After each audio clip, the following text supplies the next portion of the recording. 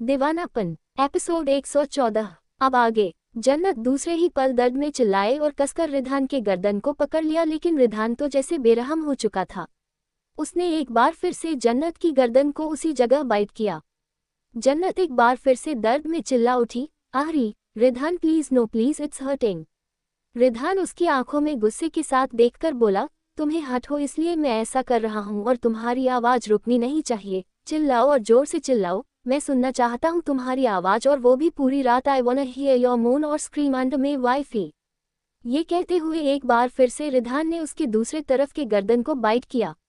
रिधान के इस तरह पागलों की तरह बाइट करने से जन्नत अब और बर्दाश्त नहीं कर पाए और वो जोर जोर से चीखें मारकर रोने लगी और रोते हुए बोली, रिधान पागल हो गए हैं। आपको एहसास भी नहीं हो रहा है कि आप मेरे साथ क्या कर रहे हैं। आपका दिया गया हर एक दर्द मुझे सिर्फ शरीर से ही नहीं बल्कि दिल में भी चोट पहुंचा रहा है। उसकी बात सुनकर रिधान ने हंसते हुए बोला, I really like it. At least तुम्हें कहीं तो फर्क पड़ रहा है, लेकिन अभी तो मैंने तुम्हें असली तरीके से टॉर्चर किया ही नहीं। तुम मेरा इंतजार करो, मैं अभी थोड़ी देर में आता हूँ, फिर तुम्हें टॉर्चर का असली मजा मिलेगा। ये कहकर वो उससे दूर हो गया और कमरे से बाहर चला गया। इधर जन्नत को तो एक पल के लिए समझ ही नहीं आया कि आखिर रिधान ने क्या कहा और वो ऐसे क्यों चला गया। वो तुरंत घबरा कर बोली, रिधान क्या करने वाले मेरे साथ? वो कौन सा टॉर्चर करने वाले हैं? नहीं, मुझे डर लग रहा है। मुझे ऐसा क्यों लग रहा है जैसे मेरे साथ आज कुछ गलत होने वाला है। मुझे इतनी बेचैनी क्यों हो रही है? और रिधान मुझे जिस जगह लेकर आए हैं, यहाँ ना तो मॉम है और ना है डैड है। मैं आखिर बताऊं तो किसे बताऊं? मुझे कुछ समझ नहीं आ रहा है, मैं कहाँ जाऊं? अभी वो ये सब कुछ कहा ही रही थी कि तभी कमरे में उसे आहट सुनाई दी, जिसे सुनते ही वो अपनी आंसू भरी आंखों से तुरंत गेट की तरफ देखने लगी, जहां रिधान एक सूटकेस लेकर अंदर की तरफ आया। रिधान को सूटकेस के साथ देखकर जन्नत को कुछ समझ नहीं आया और वो हकलाकर बोली, रिधान ये सूटकेस में क्या है और आप इसे यहाँ क्यों लेकर आए हैं? रिधान पागलों की तरह मुस्कुराया और बोला, माय डियर वाइफी, तुम जो सोच रही हो वो होगा नहीं, और वो होगा जो तुम सोच भी नहीं सकती। ये कहते हुए वो हंसने लगा। उसकी हंसी ही इतनी ज्यादा डरावनी थी कि जन्नत को अंदर तक महसूस हो रही थी। उसने कसकर बेडशीट को पकड़ लिया और बोली, रिधान आप सच में पागल हो गए हैं। आपको एहसास भी है कि आप क्या कर रहे हैं? रिधान सूटकेस को बेड के पास लेकर आया और एक रिमोट उठाया। उसने उस रिमोट पर एक बटन प्रेस किया, जिसके साथ ही आसपास कर्टन लग गई और डोर अपने आप लॉक हो गया। ये देखते ही जन्नत ने तुरंत चिल्लाते हुए कहा, रिधान लाइट ऑन कीजिए, आपको पता है ना कि मुझे अंधेरे में डर लगता है। प्लीज रिधान लाइट्स ऑन कीजिए। I request you Ridhan please. लेकिन रिधान पर तो जैसे कोई असर ही नहीं हो रहा था। उसने सूटकेस को ओपन किया। जन्नत की नज़र सूटकेस पर चली गई, लेकिन जैसे उसने अंदर उस चीज को देखा उसके पैरों तले जमीन खिसक गई। उसने तुरंत बेडशीट को कसकर अपनी मुट्ठियों में बंद किया और बोली, ये क्या करने वाले हैं आप मेरे साथ? आखिर आप सोच क्या रहे हैं? क्या आप मुझे जिंदा मारने वाले हैं? आखिर सूटकेस में ये सीजन नाइफ और ये हैंडकॉफ जैसी ये सारी चीज क्या कर रही है? आखिर आप असलियत में करते क्या है लोगों के साथ? तभी रिधान ने बहुत ही ठंडी आवाज में कहा, टॉर्चर करता हूँ उन्हें। ये सुनते ही जन्नत की आंखें बड़ी हो गई और वो तुरंत हकलाकर बोली, तो इसका मतलब ये है कि आप मुझे भी टॉर्चर करने वाले हैं, सब लोगों की तरह, राइट? रिधान ने नाइफ को अपने हाथ में लिया और उसकी तरफ बढ़ते हुए बोला, मेरी वाइफी तो काफी ज्यादा समझदार हो गई है, क्या बात है? I am really impressed. ये कहते हुए वो उसके एकदम से करीब आ गया। ये देखते ही जन्नत की आंखों में फिर से डर से आंसू आ गए और वो डर से बोली, रिधान आप ऐसा क्यों कर रहा है? आखिर मैंने इतनी भी कौन सी बड़ी गलती कर दी? मैं पहले ही इन चीजों से बहुत ज्यादा परेशान हो गई थी। आपकी मोम ने कहा कि वो मुझे यहाँ से दूर भेज देगी। तभी रिधान ने गुस्से से उसके गले पर उस सीज को रख दिया और उसे धसाते हुए बोला, तो तुम्हें एक बार मुझसे इस बारे में बात करनी चाहिए थी ना कि इस तरह अपने मन से फैसला लेना चाहिए था। तुमने मुझे इसके बारे में एक बार भी बताया क्यों नहीं? क्यों किया तुमने अपने तरीके से ये फैसला? जन्नत दर्द में चिल्ला उठी, स्टॉप इट रिधान, अब वाकई मेरी जान निकल जाएगी। रिधान इसके जवाब में हंसते हुए बोला, तुम्हारी जान मेरी जान है और मैं अपनी जान इतनी आसानी से जाने नहीं दूंगा, डोंट वरी। तुम्हें कुछ नहीं होगा, लेकिन हाँ तुम अब कहीं जाने लायक नहीं बचोगी, इतना तो मैं तुमसे प्रॉमिस करता हूँ। ये सुनते ही जन्नत की आंखें बड़ी हो गई और वो अभी कुछ कह पाती उससे पहले रिधान ने उस चाकू से उसके कपड़ों को 2 टुकड़ों में बांट दिया और जन्नत तुरंत दर्द में कसमसा उठी और डर से अपनी आंखें बंद कर ली। लेकिन रिधान ने उसकी आंखों को घूरते हुए कहा, अपनी आंखें खोलो और देखो मुझे। इस पूरे सेशन में तुम्हारी आंखें बंद नहीं होनी चाहिए, देखो मुझे, खोलो अपनी आंखें, ओपन योर आइज वाइफी। जन्नत ने रोते हुए कहा, आप शैतान हैं, आप एक हवन हैं, मुझे आपसे डर लग रहा है, आपके अंदर दिल नहीं है, आपको एहसास भी नहीं है कि आप मेरे साथ क्या कर रहे हैं। ये कहते हुए जन्नत अपने दोनों हाथों को अपने अपर बॉडी को कवर करने लगी क्योंकि इस वक्त उसके ऊपर बॉडी पर कोई भी कपड़ा नहीं था और वही रिधान की नज़र तो अब उसके ऊपर बॉडी पर ही बिल्कुल टिक गई थी। वो उसे घूरते हुए अपनी तिरछी स्माइल के साथ बोला, सो ब्यूटिफुल, नो डाउट मेरी वाइफी बाहर और अंदर दोनों से ही काफ़ी ज़्यादा खूबसूरत है। ये कहते हुए वो नीचे झुका और उसके गर्दन के साथ अपर बॉडी के एरिया तरफ चूमने लगा। उसके ठंडा होठ महसूस करते ही जन्नत पूरी तरह से कांप उठी। उसके हाथ पैर इस तरह कांपने लगे जैसे कि वो अभी पैरालाइज हो जाएगी। उसने कसकर रिधान के बालों को पकड़ लिया और उधर को धक्का देने लगी, लेकिन रिधान ने उसके दोनों हाथों को दूसरे ही पल उस हथकड़ी से ब्लॉक कर दिया। अब जन्नत बेड पर अपने लॉक्ड हाथ पैर के साथ इधर से उधर कसमसा रही थी और रिधान उसके बॉडी के साथ खेल रहा था। जन्नत लगातार दर्द में मौन कर रही थी। हम ma'am, no please it hurts Ridhan. लेकिन रिधान पर कोई असर नहीं था। वो उसे पागलों की तरह चूमते हुए बोला, मुझे नहीं पता था कि तुम इतनी ज़्यादा टेस्टी होगी। अगर मुझे पता होता तो मैं कब का तुम्हें इस तरह अपना बना चुका होता, लेकिन अब मैं खुद पर कंट्रोल नहीं कर पा रहा हूँ, अब मुझे तुम पूरी की पूरी चाहिए। ये सुनते ही जन्नत की आंखें एकदम से खुल गई और वो अपनी लाल आंखों से रिधान की आंखों में देखने लगी। रिधान की आंखें आज कुछ अलग ही थी। आज उसकी आंखों में एक अलग ही डिजायर भरी हुई थी, जिसे देखकर जन्नत ने हकलाते हुए कहा, रिधान आप मेरे साथ वैसा कुछ भी नहीं कर सकते, मैं अभी इन सब चीज़ों के लिए तैयार नहीं हूँ। रिधान ने उसके चेहरे को सहलाते हुए उसके बॉडी पर किस करते हुए बोला, कोई बात नहीं वाइफी, तुम्हें इसकी आदत हो जाएगी और फिर तुम हर वक्त मेरे लिए तैयार रहोगी। ये सुनते ही जन्नत उसे गुस्से और नफरत से देखकर बोली, आपको पता है रिधान, इस वक्त आप सिर्फ और सिर्फ मुझसे अपनी हवस पूरी कर रहे हैं। रिधान तिरछा मुस्कुराते हुए बोला, आई नो वेरी वेल, ये डिजायर सिर्फ तुम ही से है और सिर्फ तुम ही मेरे इंतजार को पूरा कर सकती हो, तो अब मुझसे बहस मत करो और साथ दो जिससे कि तुम्हें कम तकलीफ हो। ये कहते हुए उसने अपने शर्ट को फाड़ दिया। ये देखते ही जन्नत ने कसकर अपनी आंखें बंद कर ली। रिधान ने उसकी हरकत को देख लिया और हंसते हुए बोला, तुम्हें क्या लगता है तुम इस तरह आंखें बंद कर लोगी तो मैं तुम्हें छोड़ दूंगा, या फिर तुम्हारे साथ कुछ भी नहीं करूंगा। जन्नत अपना चेहरा पीलो मैं घुसाते हुए बोलो, आपके अंदर शर्म नहीं है लेकिन मेरे अंदर शर्म है। मैंने आपको लेकर कभी ऐसी चीज़ इमेजिन नहीं की थी जो आप मेरे साथ आज कर रहे हैं।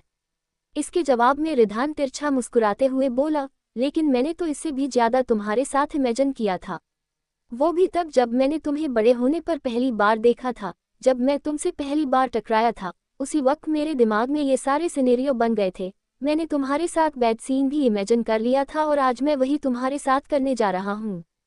जैसे ही रिधान ने ये कहा जन्नत हैरान हो गई। वो तुरंत हैरानी से अपनी आंखें खोलते हुए बोली, क्या ये आप क्या कह रहे हैं? जहाँ तक मुझे याद है आप मुझसे नफरत करते थे, आप मुझे देखना भी पसंद नहीं करते थे, तो आप मेरे साथ ऐसी चीज़ इमेजिन भी कैसे कर सकते हैं? इसके जवाब में रिधान तिरछा मुस्कुराते हुए बोला, मैं तुम्हें सब कुछ बताऊंगा लेकिन आज और अभी नहीं, क्योंकि अभी मेरा मूड कुछ और है और तुम मेरा मूड खराब कर रही हो। ये कहते हुए उसने उसके गर्दन को पकड़ा और उसके होठों को जबरदस्ती अपने होठों में ले लिया। जन्नत एक बार फिर से कसमसाने लगी। वो लगातार स्ट्रगल कर रही थी लेकिन उसके स्ट्रगल करने का कोई फायदा नहीं था। रिधान ने उसे छोड़ा नहीं बल्कि वो उसके पूरे होठों पर एक्सप्लोर करने लगा। काफी देर तक स्ट्रगल करने के बाद जन्नत थककर बिल्कुल चूर हो गई और अब ना चाहते हुए भी वो रिधान का साथ देने लगी। रिधान जो कर रहा था वो उसे करने दे रही थी। रिधान आज बिल्कुल पागल हो गया था। वो उसकी बॉडी में पूरी तरह मदहोश होकर खो चुका था। उसने जन्नत के होठों को लगातार चूमना शुरू किया और चूमते हुए उसने उसके चेहरे को पकड़ते हुए कहा, शायद अब मैं खुद पर और कंट्रोल नहीं कर सकता, तुमने मुझे वापस पागल कर दिया, be ready for pain wifey. ये सुनकर जन्नत ने तुरंत अपनी आंसू भरी लाल आंखों से उसकी आंखों में देखा और ना समझी में बोली, अभी और कौन सा दर्द देने वाले हैं आप? इतना दर्द तो पहले ही दे रहे हैं, अभी और क्या करना चाहते हैं आप? इसके जवाब में रिधान हंसते हुए उसके करीब आया और उसके कमर को पकड़ते हुए बोला, अभी तो तुम्हें असली दर्द मिला ही नहीं, लेकिन अब जरूर मिलेगा, क्योंकि इस दर्द के बाद तुम पूरी तरह से मेरी हो जाओगी। फिर चाहकर भी कोई भी इंसान तुम्हें मुझसे दूर नहीं कर सकता है। फिर तुम पर सिर्फ इकलौता मेरा हक होगा। Now let's do it wifey. इसके जवाब में अभी जन्नत कुछ कह पाती या कुछ समझ पाती, उससे पहले ही रिधान ने उसे अपनी आगोश में ले लिया। अचानक से ऐसी चीज महसूस होते ही जन्नत की पूरी बॉडी जैसे टूट गई और वो एकदम से दर्द में चिल्ला उठी। रिधान। एपिसोड 115। अब आगे। जन्नत की आवाज उस शांत कमरे में इस तरह गूंजी जैसे कि कुछ अलग ही म्यूजिक बज रहा हो। रिधान अभी रुक चुका था, क्योंकि इस वक्त उसकी नज़र बेडशीट पर थी। बेडशीट को कलरफुल देखकर उसके चेहरे पर एक डार्क स्माइल आ गई और वहीं जन्नत की आंखों से आंसू जैसे रुकने का नाम नहीं ले रहे थे। वो आंखें बंद किए सिसक सिसक कर रोए जा रही थी। तभी रिधान ने उसके चेहरे को पकड़ते हुए कहा, यू नो वॉट, इस वक्त मुझे तुम पर कुछ ज्यादा ही प्यार आ रहा है, क्योंकि तुम वजन हो और तुम्हारी वजनिटी मैंने ली। इसी के साथ रिधान उसे पैशनेटली प्यार करने लगा। वो बहुत ही धीमी आवाज में बोली, रिधान प्लीज मुझे छोड़ दीजिए। लेकिन रिधान ने शैतानी मुस्कुराहट के साथ कहा, माय वाइफी। ये कहते हुए वो और भी ज्यादा उसके साथ पैशनेट हो गया। वो लगातार अपना चेहरा पिलो में रगड़ने लगी। वो रात काफी ज्यादा भारी थी और देखते ही देखते वो रात निकल गई। अगला दिन, दोपहर का वक्त। धूप बहुत ही ज्यादा तेज थी, जो डायरेक्ट बड़े से राउंड शेप बेड पर पड़ रही थी। उस राउंड शेप बेड की हालत काफी ज्यादा बुरी थी। जन्नत के कपड़े बेदर्द ढंग से नीचे जमीन पर पड़े हुए थे, जो बिल्कुल फटे हुए थे। ऐसा लग रहा था जैसे उन्हें बेदर्दी से फाड़ दिया गया हो। और वहीं इस वक्त बेड पर ब्लैंकेट से पूरी लिपटी किसी बेजान लाश की तरह जन्नत गहरी नींद में सो रही थी। वो बेड पर अकेली थी। उसके चेहरे पर इतनी ज्यादा थकान थी कि उसे देखकर ऐसा लग रहा था जैसे उसके अंदर जान ही ना बची हो। उसका चेहरा बिल्कुल पीला पड़ा हुआ था। इस वक्त वो गहरी नींद में थी, लेकिन तभी वहां पर फोन बजने लगा। फोन के रिंग की आवाज को सुनकर ना चाहते हुए भी जन्नत ने दर्द में कसमसाते हुए अपनी आंखें खोली। आंखें खोलते ही उसकी आंखों के सामने कल रात से लेकर सुबह 10 बजे तक का सारा सीन आने लगा, क्योंकि रिधान ने उसे कल रात से लेकर सुबह करीब 10 छोड़ा था और अभी दोपहर के 12 रहे थे। उसे सोए हुए सिर्फ 2 घंटे हुए थे कि एक बार फिर से उसकी आंखें खुल चुकी थी। उसने धीरे से खुद की हालत को देखा। खुद की हालत देखते ही उसकी आंखों से आंसू निकल आए। वो सिसक सिसक कर रोते हुए बोली, अब मैं प्यो नहीं रह गई। मुझे गंदा कर दिया गया है। अब मैं एक नॉर्मल लड़की भी नहीं रह गई। I hate you Ridhan, I really really hate you. ये कहते हुए वो सिसक सिसक कर रोने लगी और तभी फिर से फोन बजने लगा। उसने किसी तरह अपना हाथ टेबल की तरफ बढ़ाया। उसने फोन पर नाम देखा। वैभव के नाम को देखकर जन्नत को कल याद आया कि वैभव जेल चला गया था। अब उसके कॉल को देखकर उसने जल्दबाजी के साथ कॉल पिक किया और अपने आप को संभालते हुए बोली, वैभव, वैभव तुम ठीक तो हो ना? कहाँ हो तुम इस वक्त? हालांकि ये बोलते हुए वो हौंफ रही थी, क्योंकि उसके अंदर जरा भी एनर्जी नहीं थी कि वो ठीक से कुछ बात कर सके। जिसे महसूस करते हुए वैभव ने तुरंत कहा, क्या हुआ तुम्हें? तुम्हारी आवाज ऐसे क्यों है जैसे तुम रात भर सोई नहीं हो? तुम ठीक तो हो ना? क्या किया उस इंसान ने तुम्हारे साथ? जन्नत देखो, प्लीज बताओ मुझे। तुम्हारी आवाज सुनकर ही मुझे डर लग रहा है, जैसे कि तुम्हारे साथ बहुत कुछ हुआ है। देखो प्लीज मुझसे कुछ भी छुपाने की कोशिश मत करना, क्योंकि मैं उस इंसान को छोड़ने नहीं वाला। मैं जेल से बाहर आ चुका हूँ। उसे क्या लगता है वो जिंदगी भर मुझे जेल में रखेगा? बल्कि अब मैं उसे बताऊंगा। लेकिन पहले तुम मुझे बताओ कि क्या हुआ है तुम्हारे साथ। देखो प्लीज मुझे जवाब दो। इसके जवाब में अभी जन्नत कुछ कह पाती, उससे पहले ही किसी ने उसके हाथ से फोन लिया और अपनी ठंडी आवाज में बोला, कल रात हमारी सुहाग रात थी। मैंने काफी अच्छी नाइट स्पेंड की है अपनी बीवी के साथ और उसकी वजह से मेरी बीवी काफी ज्यादा थक चुकी है, क्योंकि मैंने कल सारी रात उसे सोने नहीं दिया। वैसे अभी मेरी बीवी तुमसे बात करने की हालत में नहीं है, इसलिए तुम अब दोबारा से कभी मेरी बीवी के पास कॉल मत करना, क्योंकि अब वो पूरी तरह से मेरी हो चुकी है। एंड यू नो वॉट, कल उसने मुझे अपनी वर्जिनिटी दी। इसी के साथ रिधान जोर जोर से हंसने लगा और फिर तभी जन्नत ये सब सुनकर चिल्लाते हुए बोली, बस कीजिए रिधान, कुछ तो शर्म कीजिए। आपके अंदर जरा भी शर्म नहीं है ना? हमारी प्राइवेट चीज इस तरह से किसी और को कैसे कह सकते हैं? तभी रिधान अचानक से सीरियस हो गया और गुस्से के साथ फोन को वहीं जमीन पर पटकते हुए चिल्लाकर बोला, एग्जैक्टली, मैं भी तुम्हें यही समझाने की कोशिश कर रहा हूँ कि वो कोई और है और हम दोनों एक दूसरे के लिए हैं। तो तुम किसी और के साथ मुझे छोड़कर कैसे जा सकती थी? जन्नत एकदम से सहम गई। उसकी नज़र अपने आप नीचे झुक गई और झरझर करके उसके आंसू बहने लगे। रिधान उसे अभी भी गुस्से के साथ देख रहा था। जन्नत को रिधान की गुस्से भरी सांसें साफ साफ सुनाई दे रही थी। उसके अंदर हिम्मत नहीं हुई कि वो रिधान से कुछ भी कह सके। वो बस चुपचाप बेडशीट को पकड़े बैठी रही। तभी रिधान उसके करीब झुका और उसकी आंखों में आंखें डालते हुए बोला, खुद को देखो, तुम मेरी हो चुकी हो और मेरी होने के बावजूद भी तुम उस इंसान से बात कर रही हो जिससे मुझे सख्त नफरत है। आखिर क्यों तुम मुझे मजबूर कर रही हो कि मैं तुम्हारे साथ हैवान की तरह पेश आऊं? ये सुनते ही अचानक से जन्नत के चेहरे पर दर्द भरे एक्सप्रेशन आ गए और वो रिधान की आंखों में देखकर धीरे से बोली, क्या आपको लगता है कि आप हैवान नहीं है एक? रिधान ने सख्त आवाज में कहा, हाँ बेशक से मैंने कल तुम्हारे साथ जो कुछ भी किया वो काफी ज्यादा एक्सट्रीम था, लेकिन इससे भी ज्यादा मैं बुरा कर सकता था। तभी जन्नत ने सार्कास्टिक वे में मुस्कुराते हुए कहा, इससे ज्यादा आप क्या ही बुरा करेंगे? बस अब मौत ही रह गई है। मार डालिए मुझे, वही अब बेहतर होगा। उसकी ये बात सुनकर एक बार फिर से रिधान का गुस्सा बढ़ गया। उसने गुस्से के साथ उसे बेड पर फेंका और बोला, शायद तुम्हारे अंदर अभी भी काफी एनर्जी है, तभी तुमने उसे इंसान से बात कर ली और मुझसे ऐसे बात कर रही हो। पति को दुश्मन और दुश्मन को यार समझना लगता है तुम्हारी रगों में बस गया है। लेकिन कोई बात नहीं, तुम्हारे इस खून में बहुत जल्द मैं अपना खून मिलाऊंगा। उसके बाद तुम्हें एहसास होगा कि रिधान सूर्यवंशी असलियत में कौन है। ये कहते हुए वो एक बार फिर से उसके ऊपर आ गया। जन्नत की बॉडी फिर से कांपने लगी और वो दर्द में बोली, रिधान मैं आपसे बस इतना ही कहूंगी कि दैट्स इनफ। लेकिन तभी रिधान ने उसके होठों पर अपनी उंगली रखी और उसको सूंघते हुए बोला, शश हश, तुम फिक्र मत करो। ये सुनते ही जन्नत की आंखें बड़ी हो गई और उसकी आंखें फिर से लाल हो गई। रिधान एक बार फिर उसके होठों के करीब झुक गया और उसे पैशनेटली चूमने लगा। इधर दूसरी तरफ सूर्यवंशी पैलेस में भावना ने रोते हुए कहा, तन्मय प्लीज कुछ तो कीजिए, पता लगाए कि जन्नत कहाँ चली गई। मुझे बहुत डर लग रहा है, क्योंकि रिधान भी काफी ज्यादा गुस्से से घर से बाहर गया है और सुबह हो चुकी है, पर अभी तक ना तो उसका पता चला है और ना ही जन्नत का। मुझे बहुत ज्यादा टेंशन हो रही है। तन्मय जो खुद भी वहां रमन से और गार्ड से बात कर रहे थे, वो ये सुनकर बोले, भावना तुम शांत हो जाओ, मैं यही कर रहा हूँ, देखना बहुत जल्द जन्नत के बारे में पता चल जाएगा। तभी अचानक से रमन ने गुस्से के साथ कहा, बस कीजिए बॉस, अब मैं भी थक चुका हूँ इन सब चीजों को देख देख कर। आपने कहा था कि आप उसका ख्याल रखेंगे, लेकिन आप उसका ख्याल नहीं रख पाए।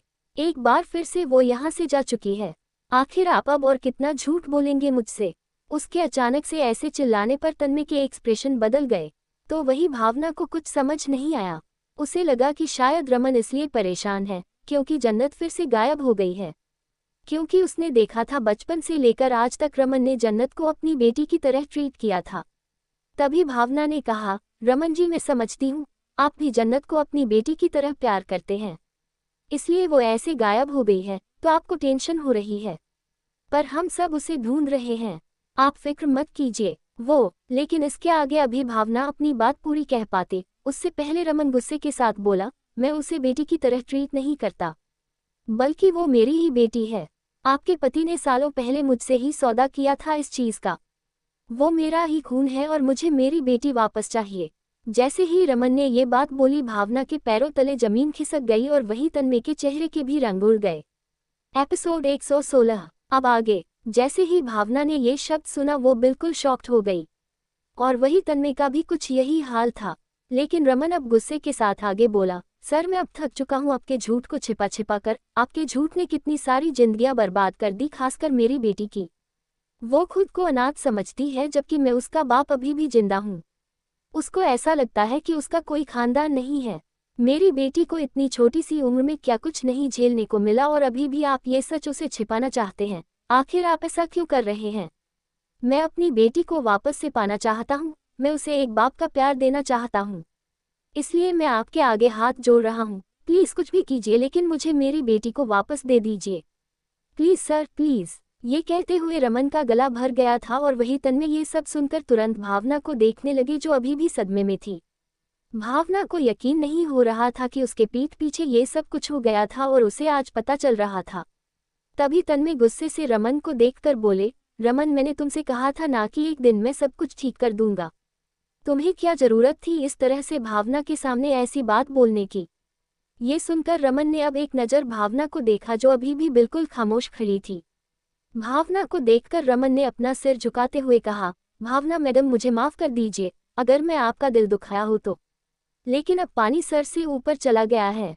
मेरी बेटी गायब है, वो 2 दिन से मिल नहीं रही है और मैं उसका बाप होने के बावजूद भी कुछ नहीं कर पा रहा हूँ। इसलिए मुझे ये सब सामने लाना पड़ा क्योंकि अब मैं अपनी बेटी से भी दूर नहीं रह सकता। अब मैं उसे भी बताऊंगा कि मैं उसका बाप हूँ, वो मेरी बेटी है। इसलिए अगर आपको मेरी बातों का बुरा लगा हो तो मुझे माफ कर दीजिए। ये कहकर रमन वहां से बाहर चला गया और भावना धम्म से सोफे पर बैठ गई। तभी तन्मय तुरंत उसे संभालते हुए बोले, भावना संभालो खुद को, तुम ठीक तो हो? भावना की आंखों से आंसू निकल आया और वो तन्मय को ध्यान से देखते हुए बोली, तन्मय, तुमने कहा था कि सालों पहले रमन की जो बेटी पैदा हुई थी वो मर गई थी। लेकिन सच तो ये था कि तुमने उसकी बेटी को मेरी बेटी बना दिया और मेरा जो बेटा पैदा हुआ था वो एक्चुअली में मरा हुआ था। ये सुनकर तन्मय ने हिचकिचाते हुए कहा, भावना, मैं तुम्हें सब कुछ बताऊंगा। मैं तुम्हें सब कुछ एक्सप्लेन करूंगा, लेकिन अभी के लिए प्लीज मेरी बात समझने की कोशिश करो। मैं तुमसे रिक्वेस्ट कर रहा हूँ, मुझसे नाराज मत होना। मैं तुम्हें सब कुछ बताने ही वाला था। तभी भावना ने चिल्लाते हुए कहा, कब बताने वाले थे आप तन्मय मुझसे, आखिर कब? मेरे पीठ पीछे ये सब कुछ होता रहा और आप बस चुपचाप देखते रहे। बेचारे रमन को उसकी बेटी से दूर कर दिया गया। वो अपनी नज़रों के सामने अपनी बेटी को किसी और की बेटी बनते हुए देखता रहा। क्या उसे तकलीफ नहीं हुई होगी? और फिर आप इतने ज्यादा निर्दयी कैसे हो सकते हैं तन्मय, आखिर कैसे? जवाब दीजिए मुझे, क्या आपका दिल नहीं पिघला जब आप किसी और की बच्ची को मेरे गोद में दे रहे थे? क्या आपको जरा भी एहसास नहीं हुआ कि आगे चलकर उस बच्ची पर क्या बीतेगी? और मेरा खुद का दिल टूट रहा है। मुझे ऐसा लग रहा है मैंने गलत इंसान से शादी कर ली। ये सुनते ही तन्मय तुरंत भावना को अपने सीने से लगाकर बोले, भावना प्लीज ऐसा मत बोलो, तुम्हें पता है कि मैं तुमसे बहुत प्यार करता हूँ और सिर्फ तुम्हारी खुशी के लिए ही मैंने ये सब कुछ किया था। उद्धरण चिन्ह। भावना ने तन्मय को दूर धक्का दिया और गुस्से के साथ बोली, नहीं चाहिए मुझे ऐसी खुशी जिस खुशी में किसी दूसरे की खुशी का गला घोट दिया जाए। नहीं रहना मुझे इस खुशी में खुश, आप ही रहिए, क्योंकि मैं अब आपको छोड़कर जा रही हूँ। मैं 1 मिनट को इस घर में नहीं रहूंगी। आपको पता है तन्मय, सालों पहले जब मैं अपने घर वालों के खिलाफ जाकर आपके साथ भागकर शादी की थी तब मैंने सोचा था कि आप दुनिया के सबसे अच्छे इंसान हैं और मैं आपके साथ पूरी जिंदगी बिताऊंगी। यहाँ तक कि आज भी मैं अपने घर वालों के खिलाफ हूँ। मेरे घर वाले आज भी मेरी शक्ल नहीं देखना चाहते। मेरे भाई ही मेरे दुश्मन बन चुके हैं, लेकिन फिर भी मैंने आपका साथ दिया। आपकी हर एक सुख दुख में आपके साथ रही। लेकिन आपने क्या किया मेरे साथ? शुरू से लेकर आज तक सिर्फ धोखा दिया, झूठ बोला, फरेब किया। और इसके लिए मैं अब आपको माफ नहीं करूंगी। मैं जा रही हूँ आपको छोड़कर, और खबरदार जो आप मेरे पीछे आए तो, क्योंकि आपने एक बाप को बेटी से अलग किया है।